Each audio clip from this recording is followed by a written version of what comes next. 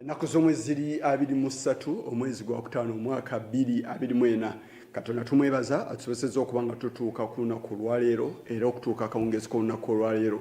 Gwe wena ava ku mulimu nga tebitambudde bulungi kutegeeza nti togwamu maanyi togwamu ssuubi Mukama Katonda wali okubeera nga akunyiga ebiwundu era okukwatirako. Mu mbeera yemu toteekeddwa kupondooka olunaku olw'enkya olw'ensonga nti olwaleero lwe luba luganye olw'enkya lugenda kubeera lwa njawulo. Sigala n'okukkiriza nti ekyenkya kijja kubeera ky'amaanyi era kyanjawulo. Katonda akola ebyewuunyisa era abeera mwesiga obudde bwonna. Kasita omwekwatako n'akawungeezi kano oba n'ekiro kino asobola okukola ekyawukanya oba ekikyusa obulamu bwo bwonna obusigadde ku nsi eno. N'olw'ensonga eyo omwekwateko ojja kubeera nga otambula bulungi. Ate mu mbeera yemu nammwe abatambudde obulungi bafunye akasimbi sako n'abalala abag'omukowa eryo naye ng'olunaku lukutambulidde olina akamwenyumwenyu ku matama ate nawe nkutegeeza nti tolinnya bantu ku mitwe olw'ensonga nti bubeera ng'olunaku olwaleero ne tukwogerako nti wayina naye nga tokyayina. N'olw'ensonga eyo toyisa lugaayo mu banno abali wansi oba boosingako tobayisaamu lugaayo yadde bakubamu ebituli olw'ensonga nti banjawulo gy'oli ate naawe osobola okufuuka nga bo. Nkwaniriza amawulire gaffe aga 44 Olweggulo nze Yisa Kigongo okubeera nga ntambula nawe akawungeezi k'olunaku olwaleero. Mu ggwanga erya Iran bakyagenda maaso n'okubeera nga bakungubagira omukulembeze waabwe Ibrahim Raisi eyattibwa ku ntandikwa ya Ssabbiiti eno era ng'olunaku olwaleero balumazeeko nga bagenda maaso n'okwennyamira ssaako n'okumusabira. Olunaku olw'enkya ku nteekateeka entongole ziraga nti lwe bagenda okubeera nga aziikibwa awamu ne minisita avunaanyizibwa ku nsonga z'amawanga amalala oba abadde mu buyinza. Kino kyakosezza si ggwanga lya Iran yokka wabula n'amawanga amalala nga n'okwaba obwe kuno omukulembeze w'eggwanga Mwami Yoweri Kaguta Museveni yabyenyigiddemu n'agenda ku kitebe ky'eggwanga erya Iran wano mu nnyaffe Uganda era ng'ono yatendereza Ibrahim Raisi ng'omuntu ow'enjawulo era ow'entomo era atagenda kusobola kuzzikawo. Then some of these Western countries try to say they are ayatollahs, they are religious, they are this, they are that. But in 1953, there was an elected leader of Iran, Mossadegh, who was not a cleric, he was not a priest, he was just a reformer, a Democrat, and who was overthrown by the CIA, led by a character called Kermit Roosevelt. What was the problem of Mossadegh? Mossadegh wanted to nationalize the oil of Iran at that time, and that's why he had to be removed. Therefore, those parasites in the world who live by the miseries of other people should know that their time is over. The third world has come up. The anti-colonial movement in Africa, in Asia, in Latin America, working closely with democratic forces in Europe, will insist on a fair world, a new order, a new world order based on equality and no exploitation of any person by any other person. So therefore, I came here to salute His Excellency Raisi's contribution because I could see. We didn't take long, we talked a bit, but I could see what sort of person he was. Like I said, dedicated and a uniter, because I saw it here. I didn't read about it, I saw it myself. Why is this president going at night to, because he could say that time is past, let me send a minister to do it. He went himself, he insisted. Then the mosque of Sunni, a Shia.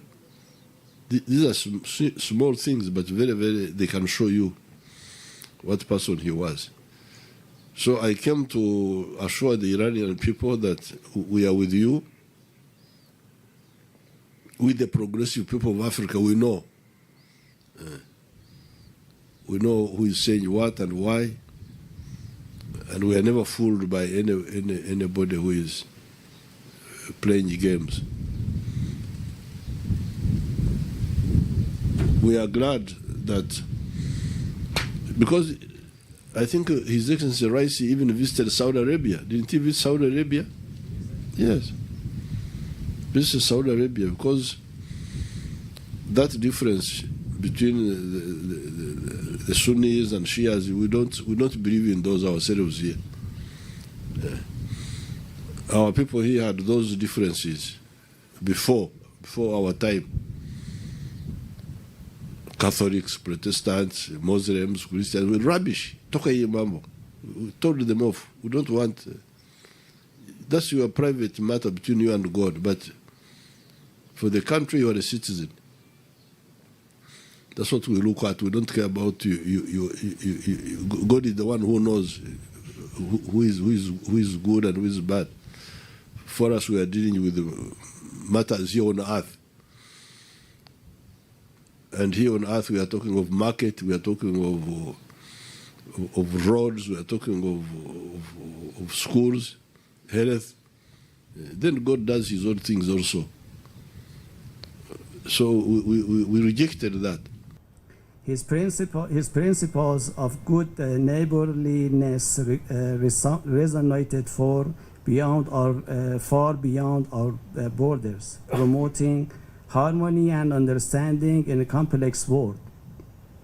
His absence leaves a void that cannot be easily filled, but his diplomatic achievements will continue to guide us in our foreign policy endeavors. In honor of their service and sacrifice, the Supreme Leader of the Islamic Republic of Iran, Ayatollah Sayyid Ali Khamenei, has declared 5 days of national mourning. During this period, our nation reflects on their unwavering dedication and the profound impact of their work. Kitalo nnyo eri bannaffe abayirani ddala gye twava era gye tuteekeddwa okuba nga tudda. Tusaba Katonda Ibrahim Raisi amusonyiwe ebyamusabako ssaako n'ebyo bye yakola mu bugenderevu. Ibrahim Raisi yakyalako munnyaffe Uganda omwaka oguwedde mu mwezi gwali gwa June, era nga wano yatuuka ku ndagaano eziwerako era yagendako ne maka g'obukulembeze bw'eggwanga ne babaako bye bakkiriziganyako ssaako n'ebintu ebitali bimu. Mu mbeera yemu era ne ku nsonga ez'okukwatagana n'asuubiza nti bakugenda maaso n'okukwatagana n'eggwanga erya Uganda awamu n'eggwanga erya Iran. Nga tweyongeddeyo mboozi endala olunaku olwaleero akakiiko ak'eddembe ly'obuntu mu nnyaffe Uganda aka Uganda Human Rights Commission olunaku olwaleero kanjiza alipoota yaako nga muno alipoota eraze nti abaana abakabasanyizibwa omuwendo gweyongedde nnyo, si kye kyokka waliwo n'abafiira enjala mu makomera gye baba batwaliddwa. Wabula omukubiriza w'olukiiko lw'eggwanga olukulu omukyala Anita Mong avuddeyo n'asaba gavumenti okubeera eyanguya mu bwangu okusawo akakiiko akasobola okuba tooki mu ssemateeka wa nnyaffe Uganda okusobola olaba nga ebinokoddwayo mu alipoota eno bisobola okugonjoolwa. Akakiiko akavunaanyizibwa ku ddembe ly'obuntu mu ggwanga aka Uganda Human Rights Commission kafulumiza alipoota ey'omulundi ogwa 26 nga eraze nga omuwendo gw'abaana abakabasanya bwe gweyongedde nga wabula ekyennaku ababakabasanya be bantu ate abalina obbakuuma. Akulira akakiiko kano omukyala Maria Muwangadya yayanjulidde sipiika w'olukiiko lw'eggwanga olukulu alipoota eno ng'eraga nti omuwendo gw'abaana abatanneetuuka abakabasanyizibwa gweyongedde ng'era ekitundu kimu n'obutundutundu 5 nga kino kye kyalaga emisango egyawaabibwa ku poliisi era nga kyawaaba emisango egiwerera ddala 1,1277 kyokka nga mu mwaka ogwa 2022 emisango gyali 1,1258 kyokka nga ekyewuunyisa bataata abasomesa n'ab'eŋŋanda be bamu ku bantu ababeera mu bikolwa bino ebityoboola eddembe ly'obuntu. Abantu betulaba nti be bakuuma abaana abo n'abalala naddala abaana abawala abaliko obulemu be basinga okuyikirizibwa. Twawandiseeko ku engeri impact ey'okusobya ku baana abo ebibaviirako obumenyi bw'amateeka ng'obwo okutuusibwa ku baana abo ebibaviiramu. Oluusi abamu bava mu ssomero, abamu. Alipoota mu ngeri y'emu egenze mu maaso n'eraga ng'abaana ab'enjawulo bwe bafiira enjala mu makomera ag'enjawulo era nga bano mulimu Ggulu Remand Home n'obutajjanjabwa. Twasangayo abaana abalenzi 2 nga babasomera omusango gwa naggomola ogw'okutemula omuntu. So etteeka ligamba balina okutwalibwa mu remand home, naye remand home esinga okubabeera okumpi eri Kabaale, naye abaana abo twabasanga nga bakyali ku poliisi, naye OCCID yatugamba nti talina ntambula ey'okutwala abaana abo ku remand home e Kabaale. So kooti bw'emala okusomera omusango, kati awo poliisi eva erina okuwaayo omuntu oyo mu mikono gya prisons abakulira amakomera, naye nabo bagamba nti tetulina ntambula. So ebyo byonna tubiwandiseeko. Twogeddeko ku mwana eyafiira mu remand home Eggulu. Alipoota y'emu egenda mu maaso n'ekirambika ng'esimbye olunwe ku bantu abalagajjalira abaana era nga bano bali mu bifo nga Kaseese, Buhaya, Lakayi saako n'ebitundu ebirala okuva mu Kiryandongo n'ebitundu by'Abanyarwanda ng'abaana abasinga obungi bakolebwako ebikola eby'effujjo. Kino kye kimu ku bintu ebibakugira okubeera nga bafuna eddembe lyabwe. Olumbaganyo bwakolebwa ku ssomero ly'e Lubiriha emufiiramu abantu 42 nga 38 ku bo baali bayizi mu ssomero eryo. Ripooti yaffe neera eyogerako ku bantu abali mu Uganda, naye ate nga abantu abo bwe kituuka ku butuuze oba citizenship tebalina we baggwa. So constitution ya 1995 yabaleka ebweru nga mulimu ba Bennett, bano basangibwa mu bitundu by'Essebeyi. Obula Sipiika w'Olukiiko lw'Eggwanga Olukulu Omukyala Anita Among mu kwanukula kwe amuwadde amagezi okwongera okwekenneenya ebyo ebyogerwa abantu mu kakiiko kano kubanga kino mwe muva okwetereeza n'okutereeza ensobi. As a presiding officer, will make sure in the 45 days that we give to the committees that there will be public consultation.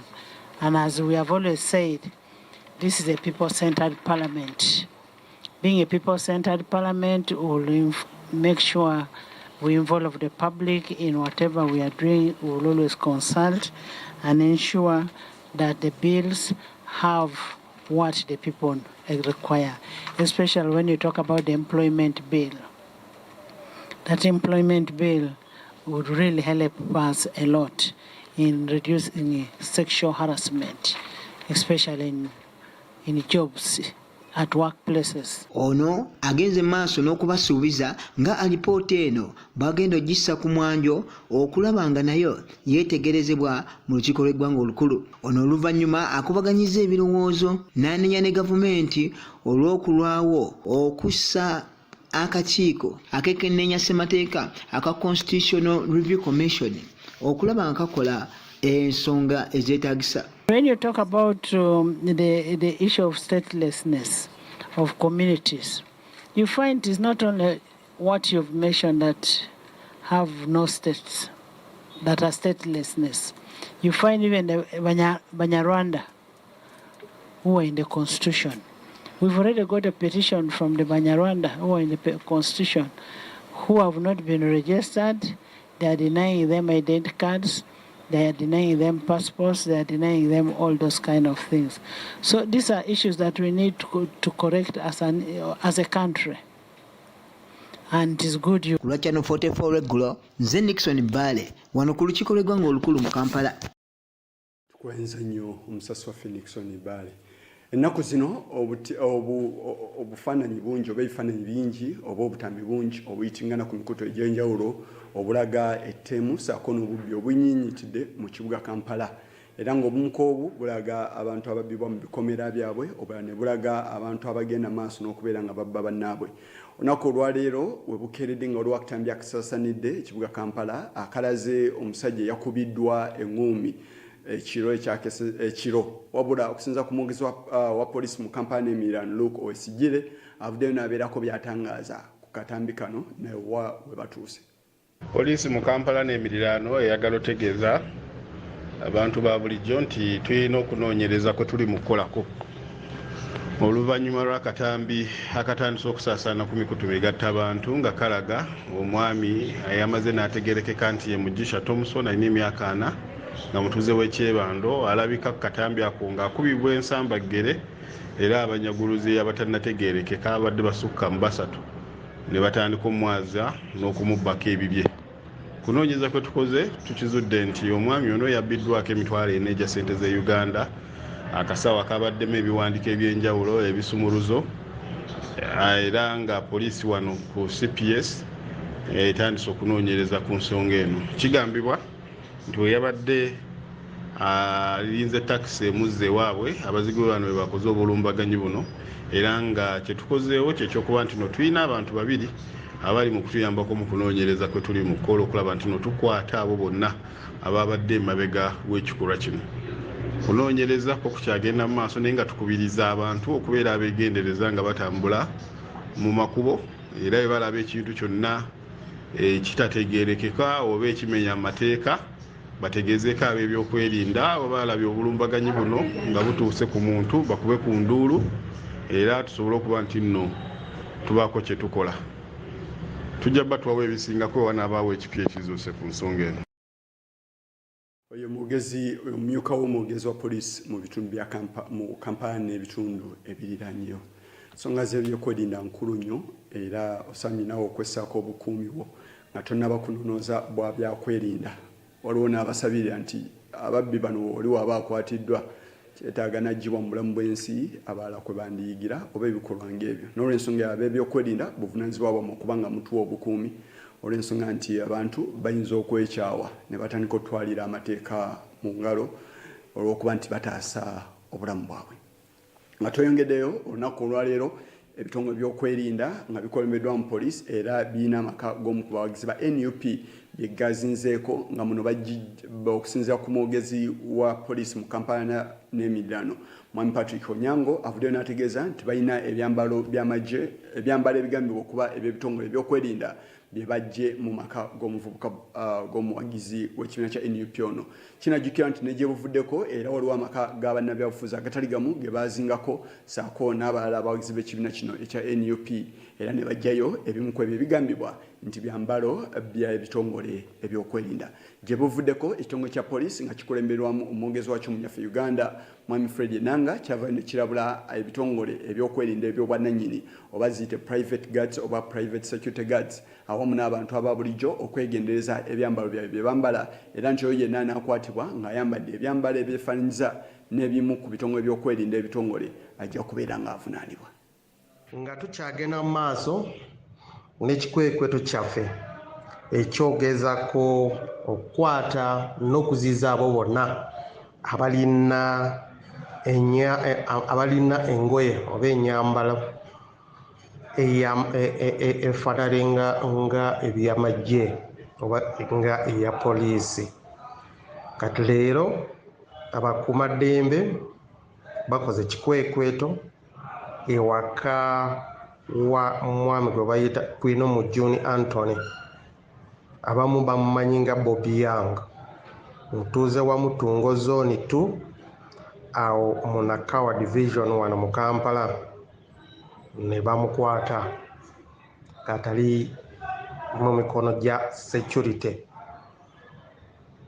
okusaakinga nga bamaze okumukwata ne bayaza ewaka we okukola search.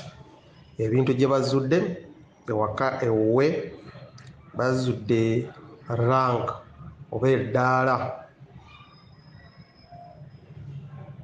oba ennyota ng'efaanana ng'ey'amagye maddala ya general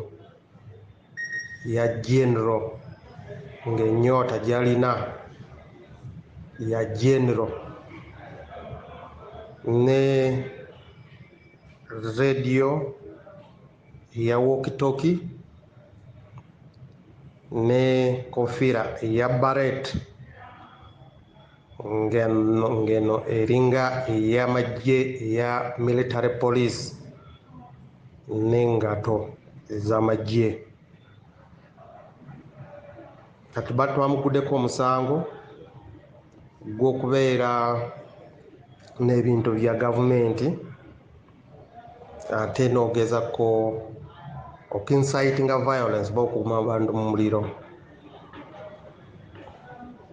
Twakwasizza ekitongole ekirala ekikeesi ekyajja ati yegenda kumubuuza ebibuuzo bino byabijjawa, naye ekikwekweto kino ekyagenda mu maaso. Ate tukubiriza abantu mulanga anti oba okyalina ebiyambalo ebyo oba bereeti oba kiki, genda okwasa eddiso, genda okwasa LC1 atuleetere, genda okwasa poliisi eri awo kumpi naawe, genda okwasa detach ey'amagye eri awo kumpi naawe. Tobeera nazo kubanga ffe kati tufuna amawulire anti ono yabirina, tujja kujja tukukwate tukole search ewaka wo, ebintu ebyo tujja bijjayo tutwale nga exhibit tukuvunaana musango mu kooti. Ensonga ezo nazo bwe zikyobusambula zigwa mu kkowe eri ebyokwerinda. Njaga kutwala mu lugero lwaffe olw'olunaku lwaffe olw'olwaleero. Olugero lwaffe lugamba nti togayira magala mu ddiba. Togayira magala mu ddiba. Mukyo amakulu gagamba gatya? Amakulu gagamba nti tonyoomanga muto olw'obuto bwe kubanga ayinza okukula n'avaamu omuntu ow'omugaso ennyo oba ow'obuvunaanyizibwa. N'olw'ensonga eyo tekiba kirungi nnyo kyakugaya muntu oba muyisa mu maaso olw'ensonga nti embeera ekyuka, eyabadde omukopi oba eyabadde omwavu olunaku olwaleero bugenda okukya ng'ate ye mugagga nga gw'okubira saluti oba gw'ovunnamira olw'ensonga nti amadaala oba amatalaka gabeera galinnye. N'olw'ensonga buli omu muwe ekitiibwa mu mbeera ye olw'ensonga nti tomanya nkyusakyusa ya Mukama Katonda. Nga tweyongeddeyo buli lunaku wabeerawo okusaba wano ku buweereza obwa Miracle Center Cathedral, era ng'ennaku zino Omusumba Robert Kayanja atangaaza ku bbaluwa ez'enjawulo, ebbaluwa 7 Yokaana ze yawandiika. Era nga mu bino olunaku olwaliro njaga kutuusaako Omusumba Kayanja byawadde eri emmeeme eyo. Jjukira nti ggwe ng'omuntu olya emmere n'ekukka, wabula emmeeme zaffe oba emitima gyaffe gyo tegirya mmere ya bulijjo efumbiddwa, girya bigambo bya Mukama Katonda. Obadde okimanyi nti omutima gwo gufumiitiriza ne guwandiika ku bwongo? Omusumba Robert Kayanja atusomesa ku mabaluwa 7 Yokaana ge yawandiika. Let the words of my mouth and the meditation of my heart be acceptable in thy sight, O Lord, my strength and my redeemer. Okay. Let the words of my mouth and the meditation of my heart, your heart meditates, it writes to your mind. You renew your mind with the word. Your heart writes. That's why when your mouth speaks, be careful, because you may say things that will become permanent. The printing of what your handwriting has done is the mouth. This is a printing press. This is a printing press. It's what prints what you have, what you are writing. Might is the company that publish, print thy word. Print. So you tell him, write. agamba Yokaana wandiika write it in the book biwandiike mu kitabo and send it to the 7 churches obiweereze mu makanisa which are omusanvu in Asia, agali mu Asia, and to eri Ephesus, Efeso, and to Smyrna, eri Simna, and to eri Pergamos, Pagamosi, and unto ne Thyatira, Thyatira, and unto ne Sardis, Sardis, and to ne Philadelphia, Philadelphia, and unto Laodicea. ne Laodicea. Now listen to this, child of Wulira God. mwana Katonda. What? Kiki? Write to 7 churches Wandiikira makanisa that are musanvu in Asia. agali mu Asia. Acts chapter 2. Bikolwa by'Abatume essula ey'okubiri. How many people Abantu bameka came on the day of Pentecost? abajja ku lunaku lwa Pentekooti They came from where? baava wa?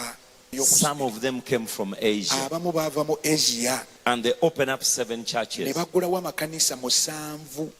Peter preached one message. Peetero yawulira obubaka bumu They bwokka got saved. ne balokoka They left. ne bagenda And they went to open up 7 ne churches. baggulawo amakanisa musanvu. Verse 8, please. Olw'omunaana And they were all amazed bonna beewuunya and nnyo marveled, saying one to another, Behold, are not all these Galileans? bano bonna si be Galilaaya?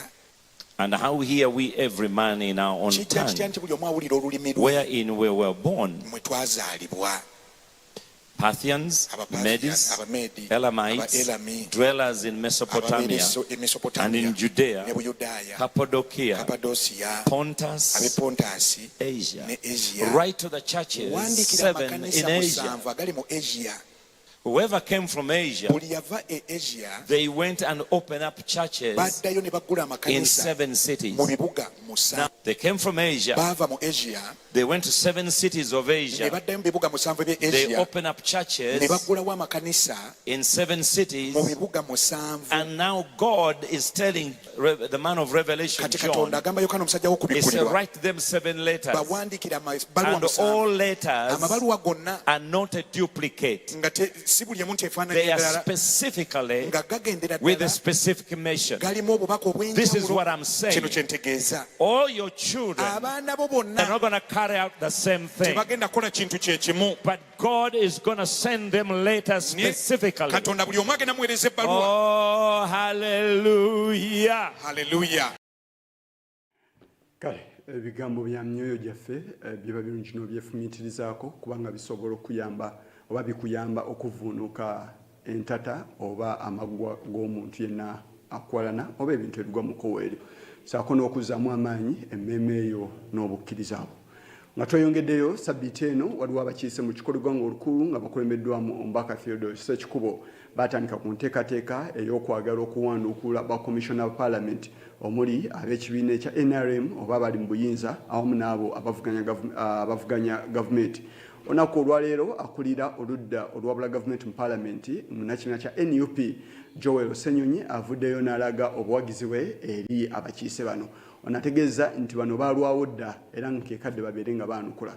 Wabula atangaziza ne ku ebyo ebyaliwo e Masaka abamu ku bakuumi b'omukulembeze we oba principal Mwami Robert Kyagulanyi Ssentamu we bagambibwa nti baakuba bannamawulire mu bitundu ebyo.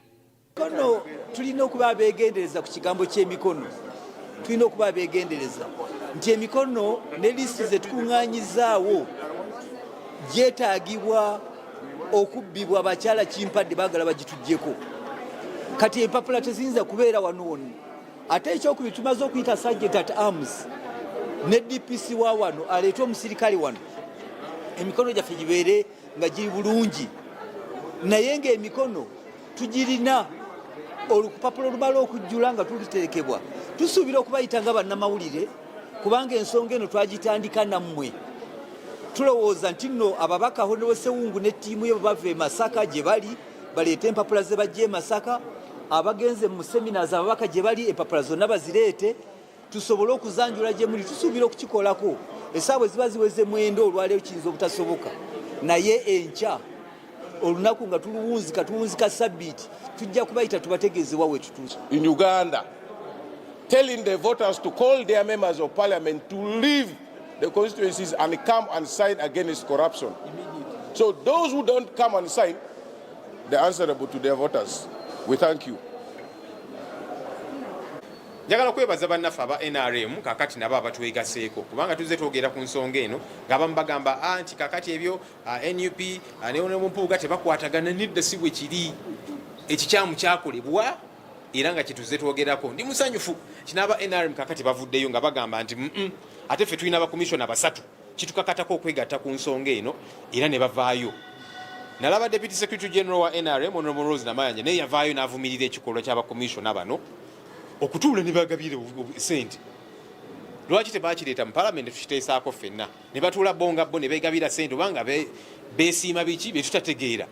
Nali e Kalungu ku mukolo ogumu ne twesinkana ne Oweekitiibwa Nabbanja ne mumuteekako akazito ku by'amabaati nangamba Ssenyonyi lwaki ompita omubbi nze wandabako mwabo abaatuula ne beegabira obusente kubanga naye atuula commission naye ku meeting teyaliiyo era naye ng'alaga nti kikyamu. So ekintu kino kikyamu era ndi musanyufu nti ne bannaffe aba NRM bakaminze on board era essential motion eno njiwagira.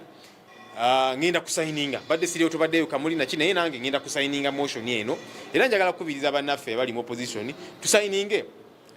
Twakyogerako ekintu kino mu shadow cabinet era ntukanya nti ensonga eno ekyakolebwa kikyamu. Munnange tulina okulaga ekifaananyi nti oli waba akoze ekintu ekikyamu alina okukangavulwa.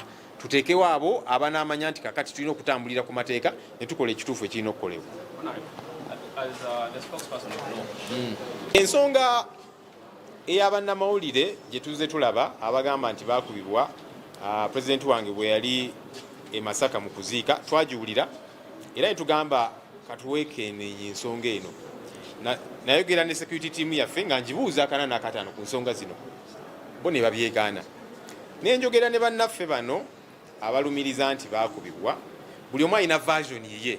In fact abantu abamu bagamba nti ne kamera eno gye bagamba nti yamenyeka nti teyalinawo. Bagamba nti no kamera nkadde waliwo gye bagijja kati gye balaga. Abantu abamu bwe bagamba.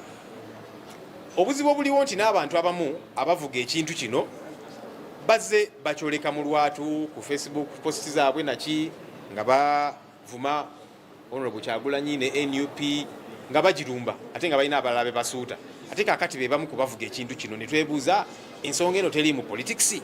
Naye ne tugamba titwagala kukidismissinga era mu kwogera nabo nze nayogera nabo abantu bano ne bangamba nti balina n'obutambi obumu obulaga nti abantu bano babakuba. So twabasabye oba tufulumiza ne statement byonna nga tubyogerako n'abasabye batuwa obutambi obwo bujja tuyamba nnyo kubanga bali beegaana ate kati mumbalumiriza mwemba mugamba mulina obutambi obwo mu butuwe abantu bano tubakangavule kubanga ffe nga NUP tukkiririza mu ddembe ly'abannamawulire okukola emirimu gyabwe tuze tukyoleka mu lwatu. Juzi ku World Press Freedom Day nayogera ku Parliament ne ngamba gavumenti tulekeraawo okutulugunya bannamawulire tubaleke bakole emirimu gyabwe. So kakati ffe tuteebereza kukkiriza ate nga abantu baffe bakikola. So tubasabye abalina obujulizi obwo babutuwe tukangavule abantu bano so that tulembe kulowooza nti just bya politics nga bwe bizze bitambula. Abalina obujulizi bonna babutuwe tukangavule abantu bano. Kwebaza nnyo gwena gwe twatambudde nawo okuva gye twatandikidde okutuusa akadde kano. Amazima gali nti kyokoze kyamaanyi nnyo nnyini ddala okubeera ng'otambudde naffe ssaawa zabadde 12 okutuusa ssaawa zino zoolekera mu ssaawa emu. Naye nteekeddwa okuwa ekigambo ky'olunaku olwaleero kwe mba nkusiibulira tukijje mu engero essula ya 16 olunyiriri olusooka olwokubiri ssaako n'olwokusatu. Zigamba zitya? Olusooka essula y'16 olunyiriri olusooka lugamba nti omuntu ateekateeka by'anaakola naye Mukama yasalawo ekyenkomerero. Olwokubiri, amakubo gonna ag'omuntu gaba malongoofu mu maaso ge ye, naye Mukama apima emyoyo. Olwokusatu ne lugamba emirimu gyo gikwasenga Mukama by'otegese lwe binaatuukirizibwanga. Kale enteekateeka zonna zikwase Mukama Katonda azimanyi kubanga yaziteekateeka. Bonna mwekwatako ajja kubeera nga akuvuunusa ssaako n'okukulwanyisa abalabe abo abakwetegekedde oba abakuteeze amaggwa mu maaso go. Nze Yisa Kigongo mbadde ne muganda we Livingstone Kawesi kulwa bannaffe abakozesa obubonero. Tusinkane omulundi omundi Mukama Katonda bw'anaaba ayagadde.